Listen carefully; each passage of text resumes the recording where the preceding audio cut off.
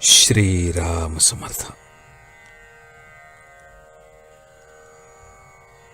परमार्थ साधणे हाच आपल्या जन्माचा खरा हेतू.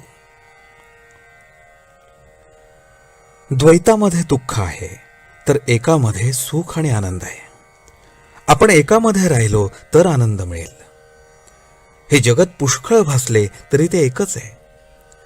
प्रपंचाच्या 10 दिशा आहेत, पण परमार्थाची मात्र एकच दिशा आहे. तिच्याकडे आपण लक्ष लावावे. काही न करणे अर्थात मनाने हाच खरा परमार्थ होय. परमार्थामध्ये उपाधी मुळीच नाही.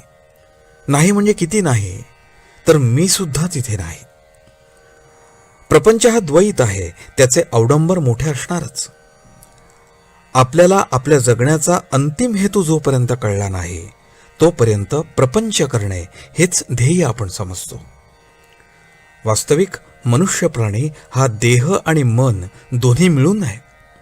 म्हणून त्याने ऐहिक आणि पारलौकिक दोन्ही गोष्टी साधल्या पाहिजेत.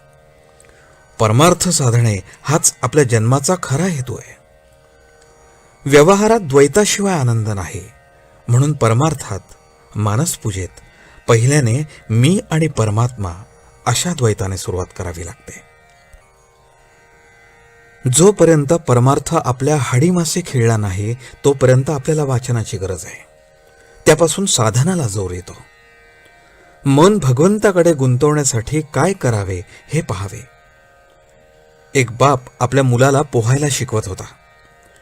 बापाने मुलाला पहिल्या प्रथम घोट्या इतक्या पाण्यात आणले, नंतर ढोपऱ्या इतक्या पाण्यात आणले, नंतर थोडे आणखी पुढे आणले आणि एक दिवस त्याने मुलाला पाण्यात खेचून घेतले. त्याप्रमाणे आपले गुरु आपल्याला परमार्थ शिकवत असतात. आपण पाण्यात उतरले मात्र पाहिजे.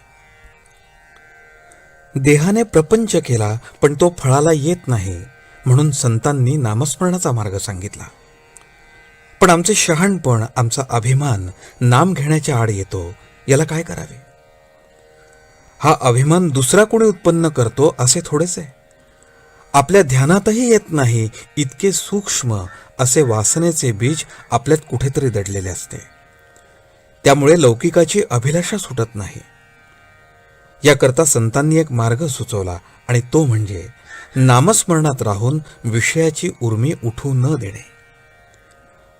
प्रपंचातली विघ्ने ही सूचनावजा असतात. ती आपल्याला जागे करतात. जन्माला आलो ते भगवंताला ओळखण्याकरता, हे विसरू नये म्हणून विघ्नांची योजना असते. विघ्ने ही आपण भगवंताच्या जवळ जाण्याकरताच येत असतात. तेव्हा त्यांना न घाबरता भगवंताच्या नामातच स्वतःला विसरून जावे. हाच परमार्थाचा सोपा मार्ग आहे. आजचे बोधवचन. जिथे आळस माजला तिथे परमार्थ बुडाला. जानकी जीवन स्मरण. जय जय राम.